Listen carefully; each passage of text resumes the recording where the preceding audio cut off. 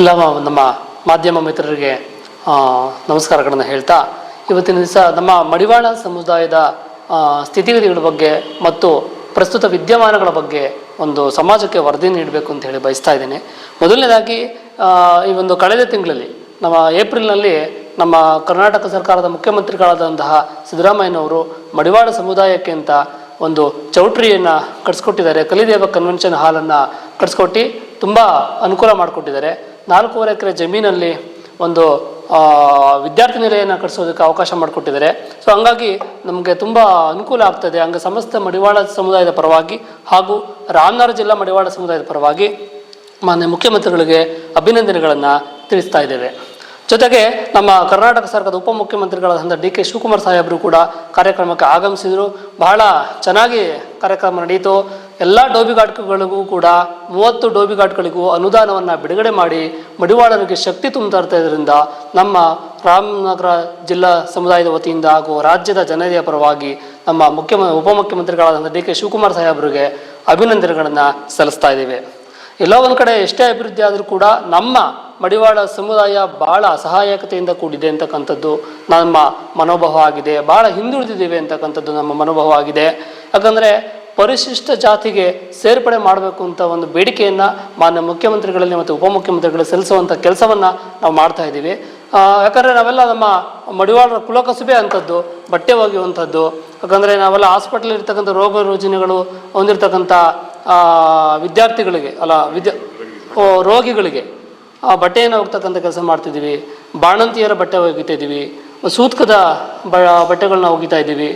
ಜೊತೆಗೆ ನಾವು ಏನು ನಮ್ಮ ಮಡಿವಾಳ ಸಮುದಾಯದಲ್ಲಿ ನಮ್ಮ ಭಾಳ ನೊಂದಿರ್ತಕ್ಕಂಥ ನಮ್ಮ ಡೋಬಿಘಾಟ್ನಲ್ಲಿ ಇರ್ತಕ್ಕಂಥ ಕೆಲಸ ಮಾಡ್ತಕ್ಕಂಥವ್ರು ಇವರೆಲ್ಲ ಭಾಳ ಕಷ್ಟಪಟ್ಟು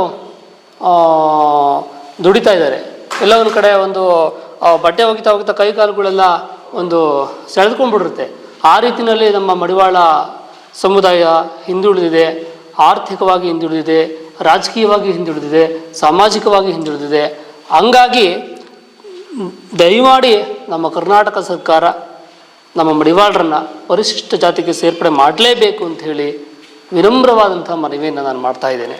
ಸೂತ್ಕದಲ್ಲಿದ್ದೀವೇನೋ ಅಂತ ಅನಿಸ್ತದೆ. ಯಾಕಂದರೆ ನಮ್ಮ ಜೀವನನೇ ಹಂಗಿದೆ, ಮೇಲೆ ಬರೋದಕ್ಕೆ ಆಗ್ತಾ ಇಲ್ಲ. ಹಂಗಾಗಿ ಅನ್ನಪೂರ್ಣಮ್ಮ ಅವರ ವರದಿಯನ್ನು ಬಿಡುಗಡೆ ಮಾಡಿ ಕೇಂದ್ರ ಸರ್ಕಾರಕ್ಕೂ ಕೂಡ ಅದನ್ನು ಕಳಿಸೋದ್ರ ಮುಖಾಂತರ ನಮಗೆ ಶಕ್ತಿ ತುಂಬಬೇಕು ಅಂತೇಳಿ ನಾವು ಎಲ್ಲ ಮಡಿವಾಳ ಸಮಾಜದ ಪರವಾಗಿ ಸರ್ಕಾರಕ್ಕೆ ಬೇಡಿಕೆಯನ್ನು ಇಡ್ತಾ ಇದ್ದೇವೆ. ಜೊತೆಗೆ ನಮ್ಮ ಕರ್ನಾಟಕ ರಾಜ್ಯ ಮಡಿವಾಳ ಸಂಘದ ಇಲ್ಲಿ ನಡೀತಾ ಇರ್ತಕ್ಕಂಥ ನಡವಳಿಕೆಗಳು ರಾಜ್ಯಾಧ್ಯಕ್ಷರು ಆದಂತಹ ನಂಜಪ್ಪನವರ ಒಂದು ಆಡಳಿತ ತಪ್ಪು ದಾರಿ ಇಡ್ತಾ ಇದೆ ಅಂತಕ್ಕಂಥದ್ದನ್ನು ಹೇಳ್ತಾ, ಯಾಕಂದರೆ ಪರಿಶಿಷ್ಟ ಜಾತಿಗೆ ಸೇರಿಸೋದಕ್ಕೆ ಹಲವಾರು ಹೋರಾಟಗಳನ್ನು ಮಾಡಿದ್ದೀವಿ. ಆದರೂ ಕೂಡ ಇಲ್ಲಿವರೆಗೂ ಯಾಕೆ ನಮ್ಮನ್ನು ಸೇರಿಸೋದಕ್ಕಾಗ್ತಾ ಇಲ್ಲ, ನಮ್ಮ ತಪ್ಪುಗಳೇನು, ರಾಜ್ಯ ಸಂಘದಲ್ಲಿ ನಡ್ತಾ ಇರ್ತಕ್ಕಂಥ ತಪ್ಪುಗಳೇನು ಅನ್ನೋದ್ರ ಬಗ್ಗೆ ಸಂಪೂರ್ಣವಾಗಿ ಇವತ್ತು ನಿಮಗೆ ವಿವರವಾಗಿ ತಿಳಿಸ್ತಾ ಇದ್ದೀನಿ.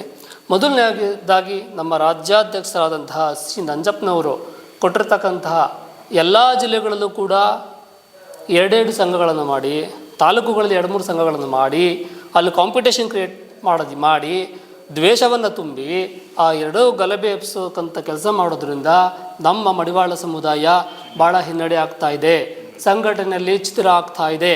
ಇದು ನಮ್ಮ ಸಂಘಟನೆಗೆ ಒಂದು ಮಾರಕವಾಗಿದೆ.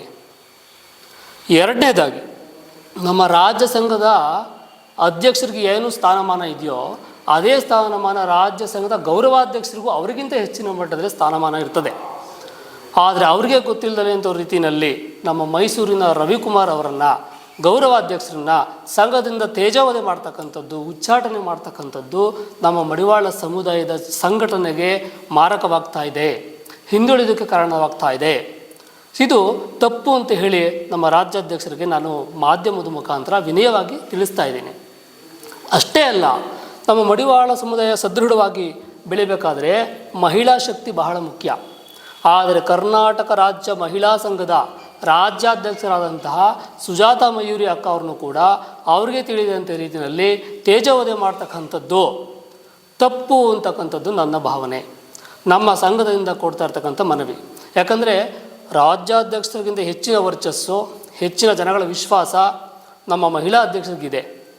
ಮಹಿಳಾ ಸಂಘಟನೆಯಿಂದನೇ ನಮ್ಮ ಮಡಿವಾಳ ಸಮುದಾಯ ಶಕ್ತಿ ತುಂಬ್ತಾ ಇರ್ತಕ್ಕಂಥದ್ದು. ಮಹಿಳೆಯರು ಇಲ್ಲ ಅಂದರೆ ನಮ್ಮ ಸಮುದಾಯ ಇಲ್ಲ. ಹಾಗಾಗಿ ಮಹಿಳಾ ಸಂಘಟನೆಗೆ ಒತ್ತು ಕೊಡಬೇಕಿತ್ತು. ಆದರೆ ಯಾವುದೋ ಒಂದು ಆರೋಪವನ್ನು ಹೊರಿಸಿ ರಾಜ್ಯಾಧ್ಯಕ್ಷರನ್ನು ತೇಜೋವಧೆ ಮಾಡೋದ್ರಿಂದ ಮಡಿವಾಳ ಸಮುದಾಯದ ಹಿನ್ನಡೆ ಕಾರಣವಾಗಿದೆ. ಜೊತೆಗೆ ನಮ್ಮ ಕರ್ನಾಟಕ ರಾಜ್ಯದಲ್ಲಿ ಏನು ನಮ್ಮ ಉಪಮುಖ್ಯಮಂತ್ರಿಗಳು ಮತ್ತು ಮುಖ್ಯಮಂತ್ರಿಗಳು ಸರ್ಕಾರದಿಂದ ವತಿಯಿಂದ ಚೌಟ್ರಿಯನ್ನು ಕೊಡಿಸ್ಕೊಟ್ರು ಕೆಂಗೇರಿನಲ್ಲಿ. ಯಾವ್ದು ನಮ್ಮ ಮಡಿವಾಳ ಸಮುದಾಯಕ್ಕೆ ಒಬ್ಬರು ಸಿದ್ದರಾಮಯ್ಯವರು ಬರ್ತಾ ಇದ್ದಾರೆ ಅಂತಂದಾಗ 5,000 to 6,000 ಜನಗಳು ಸೇರಿಸಿ ನಮ್ಮ ಶಕ್ತಿ ಪ್ರದರ್ಶನ ಮಾಡ್ತಕ್ಕಂಥದ್ದು ನಮ್ಮೆಲ್ಲರ ಆದ್ಯ ಕರ್ತವ್ಯ. ಭಾಳ ಚೆನ್ನಾಗಿ ನಡೀತು. ರಾಮನಗರದಿಂದಲೇ ಸುಮಾರು 2,000ಕ್ಕೂ ಹೆಚ್ಚು ಜನ ಸಮುದಾಯದವರು ಬಂದು ಕಾರ್ಯಕ್ರಮನ ಯಶಸ್ವಿಯಾಗಿ ನಡೆಸ್ಕೊಟ್ರು. ಆದರೆ ನಮ್ಮ ರಾಜ್ಯಾಧ್ಯಕ್ಷರು ಮಾಡ್ತಕ್ಕಂಥ ಕೆಲಸ ಯಾವ ರೀತಿ ಇದೆ ಅಂದರೆ, ಬೇಡ ಜನಗಳು ಸೇರಿಸ್ಬೇಡಿ, ಒಗ್ಗೂಡಬೇಡಿ, ಯಾಕಂದರೆ ನೀವು ಜಾಸ್ತಿ ಜನ ಫಂಕ್ಷನ್ಗೆ ಸೇರಿದ್ರೆ ಡಾಕ್ಟರ್ ರವಿಕುಮಾರ್ ಮುಖ್ಯಮಂತ್ರಿಗಳ ಗೌರವ ವೈದ್ಯಕೀಯ ಸಲಹೆಗಾರರು ಅವ್ರನ್ನ MLC ಮಾಡಿಬಿಡ್ತಾರೆ, ಸೇರಿಸ್ಬೇಡಿ ಜನನ ಅಂತಕ್ಕಂಥ ಮೆಸೇಜ್ ಕೊಡೋದು. ಅದೇ ರೀತಿ ಯಾವನ ಮಾಗಡಿಯವನು ಶಿವಕುಮಾರ ಇದ್ದಾನೆ, ನೀವು ರಾಮನಗರದಿಂದ ಜನಗಳು ಸೇರಿಸ್ಬಿಟ್ರೆ ಮಡಿವಾಳ ಅಭಿವೃದ್ಧಿ ನಿಗಮಕ್ಕೆ ಅಧ್ಯಕ್ಷ ಕೊಟ್ಬಿಡ್ತಾರೆ, ಸೇರಿಸ್ಬೇಡಿ ಅಂತಕ್ಕಂಥ ಎಲ್ಲ ತಾಲೂಕುಗಳಿಗೆ ಮುಖಂಡರುಗಳಿಗೆ ಅವರು ಕರೆ ಮಾಡಿ ಒತ್ತಡವನ್ನು ಹೇರಿ ಜನಗಳು ಬರ್ದಲೇ ರೀತಿಯಲ್ಲಿ ಅವಾಯ್ಡ್ ಮಾಡ್ತಕ್ಕಂಥದ್ದು ನಮ್ಮ ರಾಜ್ಯಾಧ್ಯಕ್ಷರ ಲಕ್ಷಣ ಅಲ್ಲ. ಅಂದರೆ ಅವರ ಈ ಥರ ಮಾಡಬಾರ್ದು, ಸಂಘಟನೆಗೆ ವಿರೋಧ. ಅಂದರೆ ರಾಜ್ಯಾಧ್ಯಕ್ಷರು ಸಂಘಟಿಸಿ ಹೆಚ್ಚಿನ ಮಟ್ಟದಲ್ಲಿ ಕಾರ್ಯಕ್ರಮ ನಡೆಯೋ ರೀತಿಯಲ್ಲಿ ರೂಪಿಸಬೇಕು. ಇದು ನಮ್ಮ ಸಮುದಾಯದಲ್ಲಿ ನಡೀತಾ ಇರ್ತಕ್ಕಂಥ ಏರಿಳಿತಗಳು. ಸೊ ದಯಮಾಡಿ ಯಾಕಂದರೆ ಎಲ್ಲ ನಮ್ಮ ರಾಮನಗರ ಜಿಲ್ಲೆ ಎಲ್ಲ ಮಡಿವಾಳ ಬಂಧುಗಳು ಹೆಚ್ಚಿನ ಸಂಖ್ಯೆಯಲ್ಲಿ ಕಾರ್ಯಕ್ರಮ ಭಾಗವಹಿಸಿದಿರಿ.